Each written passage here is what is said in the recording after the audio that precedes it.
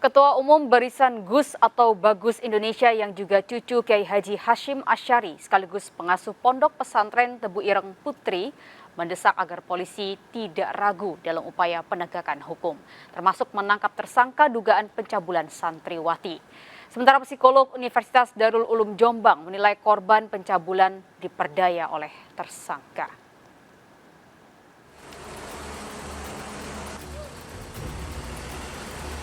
Para kiai di Jombang, Jawa Timur mengungkapkan keprihatinannya terhadap gagalnya polisi menangkap MSAT akhir pekan lalu.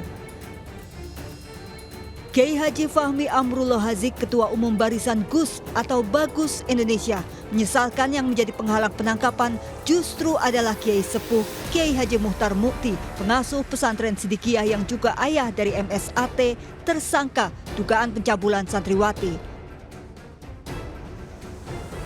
Gus Fahmi yang juga cucu dari pendiri NU Kiai Haji Hashim Asy'ari dan pengasuh Pondok Pesantren Tebu Ireng Putri ini meminta polisi tidak mundur dalam menangani kasus dugaan pencabulan santriwati hingga tuntas.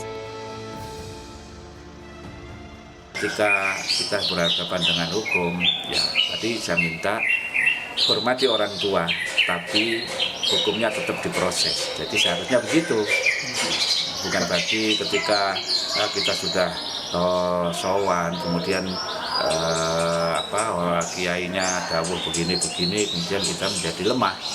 Jadi tidak seharusnya itu melemahkan semangat dan niat Polri untuk menuntaskan kasus ini. Sudah lama loh ini, sudah beberapa tahun kan. Berdasarkan pengaduan yang diterima, jumlah korban dalam kasus ini sebenarnya cukup banyak, namun hingga kini hanya beberapa orang saja yang berani melapor. Umumnya para korban takut dengan MSAT dan sang ayah yang dikenal memiliki pengaruh kuat. Deno Wigati, psikolog dari Fakultas Psikologi Universitas Darul Ulum Jombang, menyebut tersangka memiliki kemampuan memperdaya orang lain atau ahli metafakta, seperti memperdaya pengikutnya atau korban agar mau menuruti kemauannya. Lakukan apa ini ya dilakukan gitu, tanpa seleksi sudah.